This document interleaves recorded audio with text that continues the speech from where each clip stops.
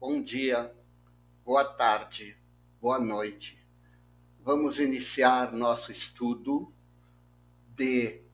em dezembro, do livro Vivendo com Jesus, capítulo 26, Caminhos Estreitos e Ásperos. Então, é um livro escrito por Joana de Ângeles, do qual vamos falar logo em seguida. Esse estudo é gravado pelo Grupo Espírita Alta de Souza, da rua João Cândido Brasil, número 335, no bairro Maracanã, Rio de Janeiro. Temos estudos presenciais toda segunda-feira, 15 horas, toda quarta-feira, 18h15, com um trabalho de radiação pela família. 19 horas estamos estudando o livro Missionários da Luz. Em breve estaremos concluindo este livro e então iniciaremos Obreiros de Vida Eterna. E 20 horas, onde estudamos o Livro dos Espíritos ou o Evangelho. E sexta-feira, 20 horas, temos um estudo online, ao vivo, que é divulgado pelo link do WhatsApp do Grupo Espírita Alta de Souza. E vamos iniciar o nosso estudo com uma leitura do livro Vida Feliz,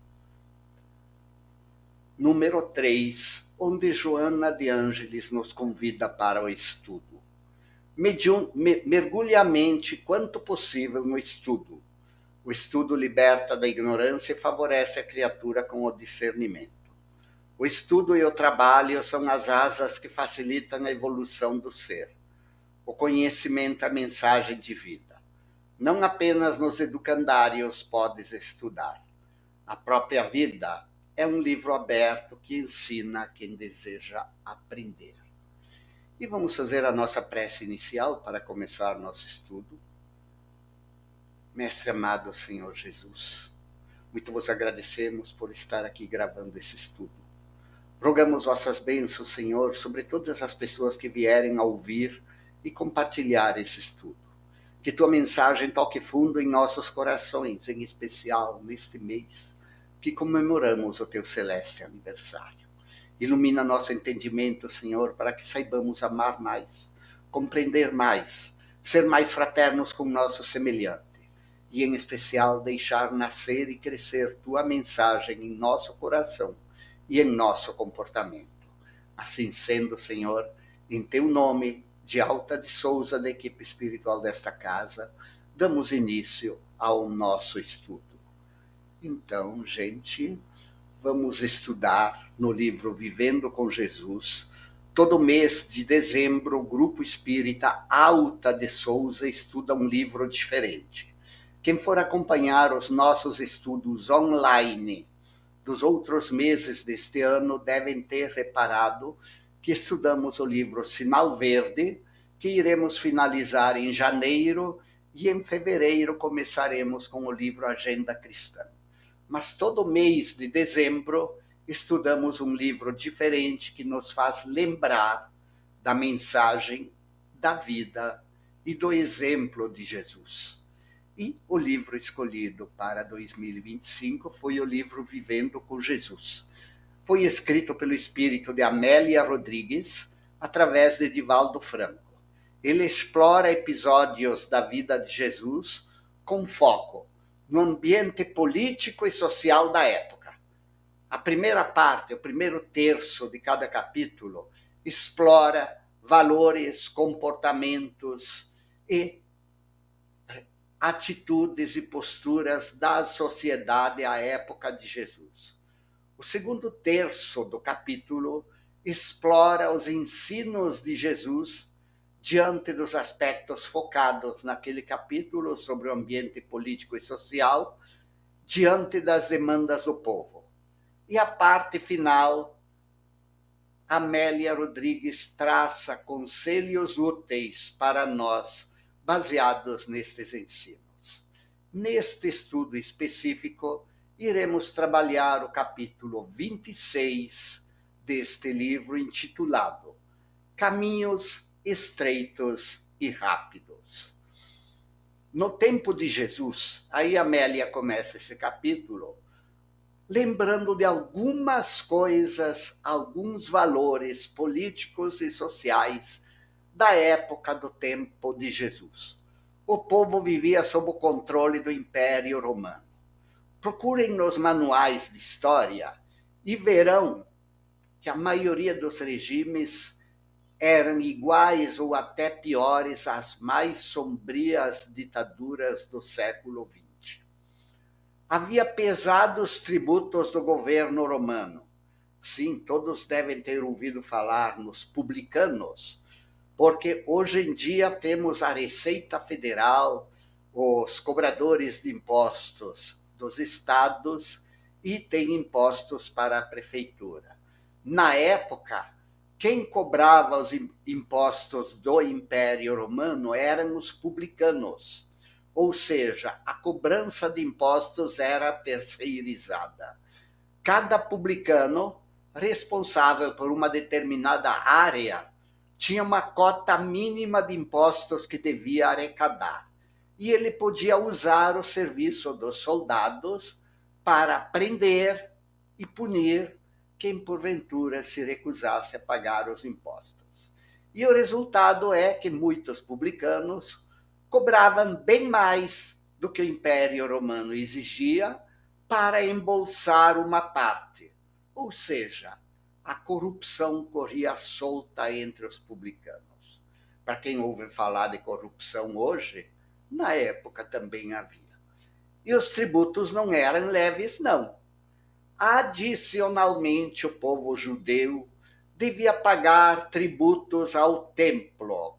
O tributo formalizado nos escritos do Tanakh, que correspondem ao Antigo Testamento da Bíblia, era o dízimo de tudo que possuía e de tudo que ganhava no ano. Mas havia algumas sutilezas lá que, ao chegar no templo e você levar esse dízimo, acabava tendo que pagar algo a mais. Havia aqueles vendilhões no templo que Jesus teve um conflito com eles, vale a pena pesquisar. Então, o sujeito se sentia extorquido pelo governo romano e se sentia extorquido pelo templo.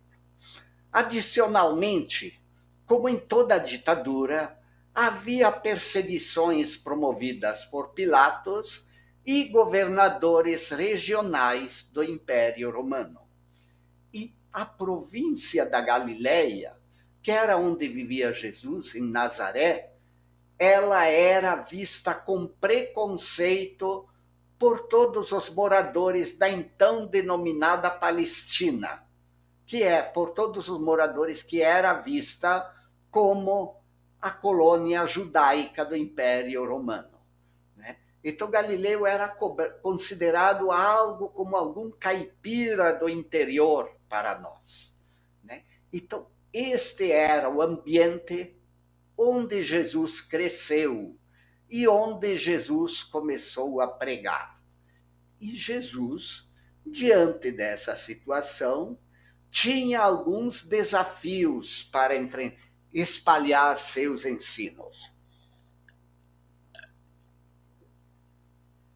O primeiro era relatado por Joana de Ângeli, por Amélia Rodrigues, lá no livro Vivendo com Jesus, neste capítulo.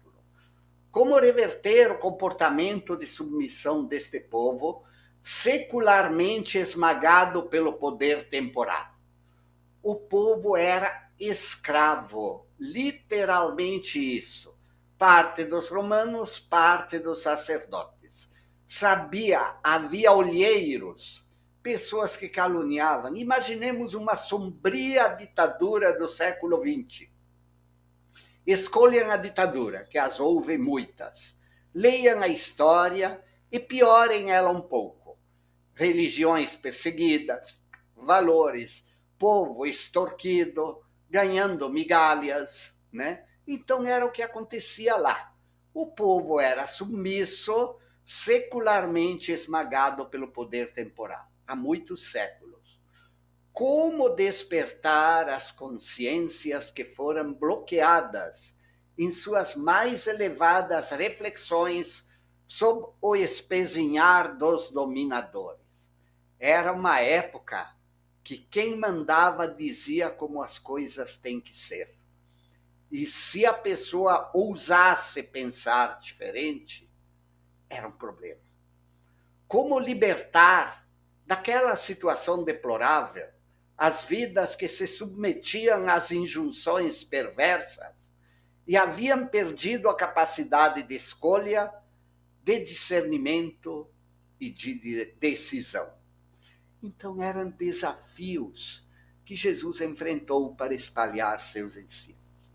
Aí um dia Jesus estava pregando e alguém perguntou a Jesus: Senhor, são poucos os que se salvam? E Jesus respondeu da seguinte forma: porfiai entrar pela porta estreita, porque eu vos digo que muitos procurarão entrar e não poderão. Lembram que Jesus falava que larga era a porta dos valores do mundo? E que estreita era a porta de quem quisesse crescer espiritualmente? Meditemos um pouco nisso. Se quisermos crescer espiritualmente, temos que lutar contra nossos instintos inferiores. Quem não tem imperfeições dentro de si? Quem, às vezes, diante de uma provocação, não se sente impulsionado a revidar? Quem, às vezes, diante de um mendigo, não se sente inclinado a dizer não? Quem, às vezes, lembrando que à noite tem um compromisso no centro, na igreja, no templo da religião que segue, está chovendo e tem preguiça de ir. Então, reflitamos nisso. O impulso natural é buscar a porta larga. A porta estreita significa renunciar a si mesmo e seguir Jesus. E Jesus continuou, alertou que quem não seguisse seus ensinos ficaria de fora. Jesus se referiu também às dores, aos desafios, aos problemas que aguardam as pessoas invigilantes, as pessoas irresponsáveis, aqueles que, embora havendo convivido com ele, ou conhecido os ensinos de Jesus, optaram por comportamentos equivocados em que se compraziam. Então é um alerta grave de Jesus. E aí, Amélia Rodrigues, para finalizar este capítulo, né, ela nos lembra, na matéria, a gente perde nossa lucidez espiritual e podemos nos iludir com as facilidades do mundo. Sim, quando encarnamos na matéria, esquecemos valores que prometemos no plano espiritual. No momento, na quarta-feira, 19 horas, estamos estudando no livro Missionários da Luz, o capítulo que trata da reencarnação de Segismundo. É o capítulo 13. E tanto Segismundo como o pai dele, quando lá em nosso lar, fizeram maravilhosas promessas, se reconciliaram, porque Segismundo, na encarnação anterior, numa luta pela honra, pela mesma mulher, havia, num duelo, matado seu pai. Mas no plano espiritual, após algum tempo de conflito, se reconciliaram. Foram recolhidos em nosso lar e lá prometeram, se reconciliaram, se amaram, fizeram favores, deixaram seu nome destacado nas obras que fizeram no nosso lar. E quando o pai dele retornou, estava tendo dificuldade de aceitar Segismundo como filho. E Segismundo sentia medo para retornar para a matéria. Aí a nossa lucidez diminui. Mas temos os ensinos de Jesus para seguir, ser nosso referencial. E Amélia acrescenta, temos sim o direito de usufruir facilidades materiais, porém com responsabilidade e equilíbrio. Se o dinheiro nos visita, lembremos que ele também tem que aliviar o sofrimento de outros. Deve ser usado com honestidade e responsabilidade, com equilíbrio, sem cair nas ilusões do excesso de gozos, onde esquecemos dos valores imperecíveis do espírito, vivendo com responsabilidade e equilíbrio. E Amélia acrescenta: a porta da salvação é estreita, mas acessível a quem tem boa vontade. Ou seja, aprendamos a nos autoconhecer e a nos autodisciplinar. E lembremos de uma frase de Jesus que, se colocarmos em prática, com certeza não nos enganaremos. Só fazer a outro o que gostaríamos que nos fizesse.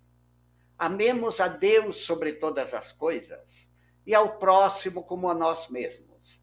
E lembremos que quando os discípulos não entenderam essa explicação de Jesus, ele acrescentou: procure fazer a outro o que gostarias que te fizessem. Com certeza não te enganarás. Lembremos disso. Meditemos sobre isso e assim vamos encerrando o nosso estudo. E vamos fazer a nossa prece de encerramento. Pai querido, Senhor Jesus, amigos espirituais, graças vos damos pela oportunidade de gravar esse estudo maravilhoso. Que ele possa consolar corações, possa iluminar pessoas, possa plantar no coração dos que nos ouvem um pouquinho da tua mensagem, ajudando-os a crescer no bem, protegendo-os do mal, alertando suas consciências para sempre fazer boas escolhas e sempre escolher a porta estreita do amadurecimento espiritual. Que tuas bênçãos, Senhor, envolvam a todos os que nos ouvem e a todos os que compartilharem esse estudo. Assim sendo, Senhor Jesus, em teu nome, de Alta de Souza, da equipe espiritual desta casa, encerramos nosso estudo. Assim seja.